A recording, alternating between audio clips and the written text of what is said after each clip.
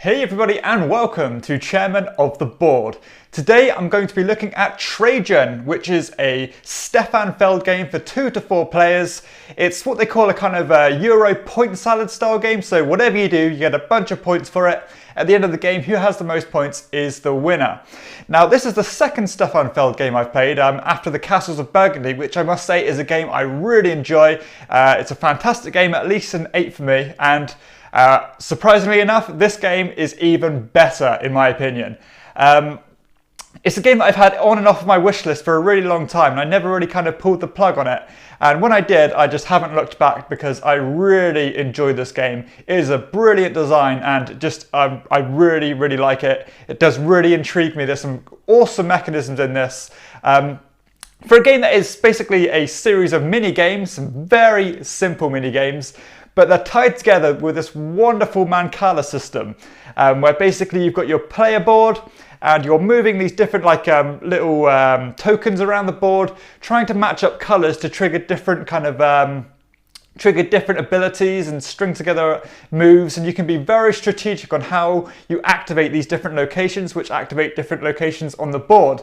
It's kind of difficult to explain like that, but in theory it's very simple. But doing it is very tricky, but very rewarding when you pull off a good move or two. So I like it. You can line up several moves in a row.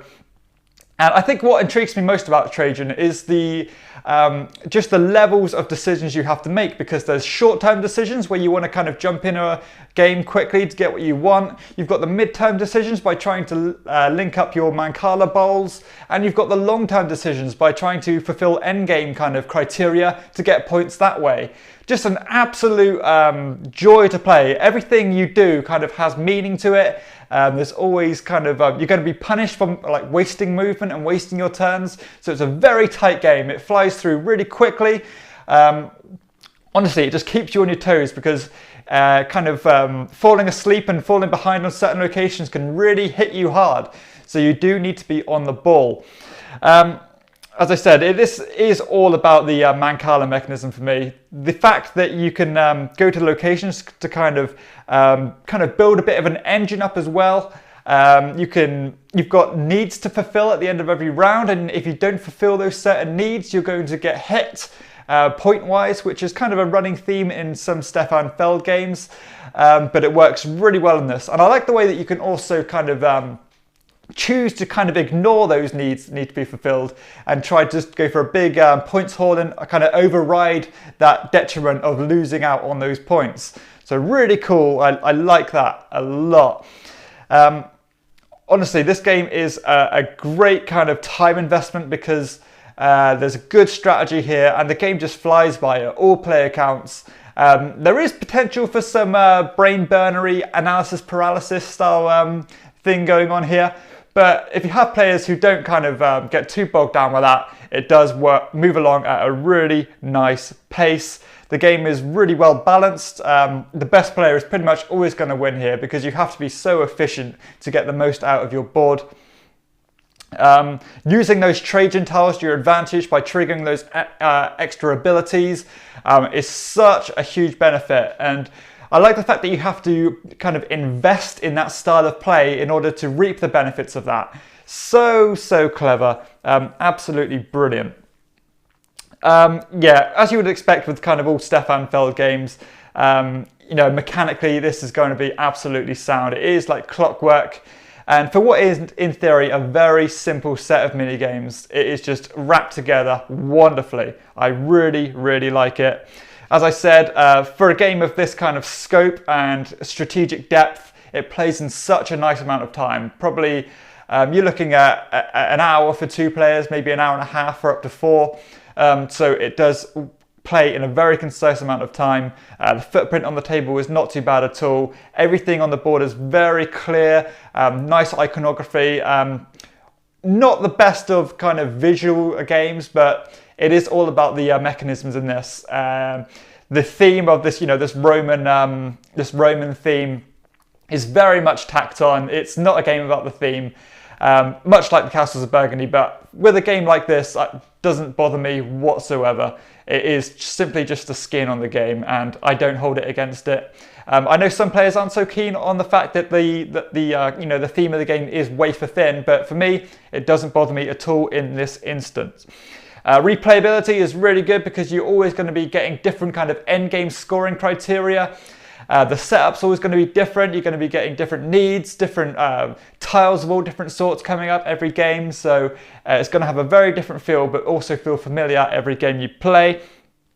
I'd say, as I said, I do like the iconography of the game. I think it's very clear to understand, and it's relatively easy to understand and explain this game as well. For one that is, relatively deep, the kind of rules investment and overhead isn't too bad whatsoever, in my opinion at least. I think I can explain this game very well, and every time I've explained it, it's gone down very well, and it's been understood really quickly. The trick of the game isn't in the complexity, it's in how to be good at it. And that's what I love about a lot of my favourite board games, is that the rules overhead isn't too much, but the mechanisms are deep and the game is just absolutely juicy and crunchy. A wonderful design. Component quality, decent, nice wooden pieces in there. The board quality isn't the best, the card quality isn't the best, but it's certainly up to standard, and no real complaints there. So honestly, nitpicks in that respect. As I said, the theme is wafer thin, but not to worry there. Set up and tear down, a little bit of work, but nothing to worry about again. Just overall, a wonderful game. One that completely blew my expectations out the water. I had high expectations because I did enjoy the Castles of Burgundy so much. But I thought it might seem a little bit too dry for me, because it does look quite boring. For what is basically a series of mini games, as I said, very simple games. They are tied together so wonderfully, and honestly, every turn you're going to want to do more than you possibly can.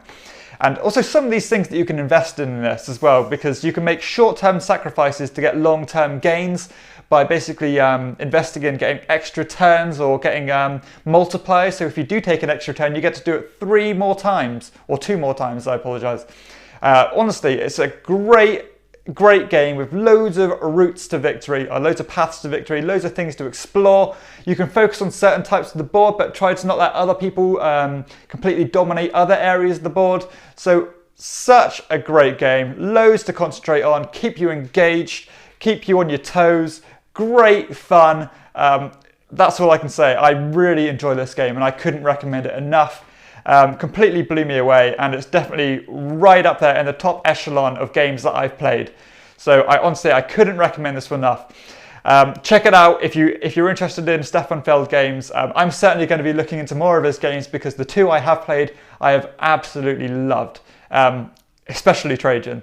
So I hope you've enjoyed this quick review of Trajan by Stefan Feld. If you have, please hit like and subscribe to my channel, and check out my other videos too. For everyone else, I'll see you next time on Chairman of the Board. Bye.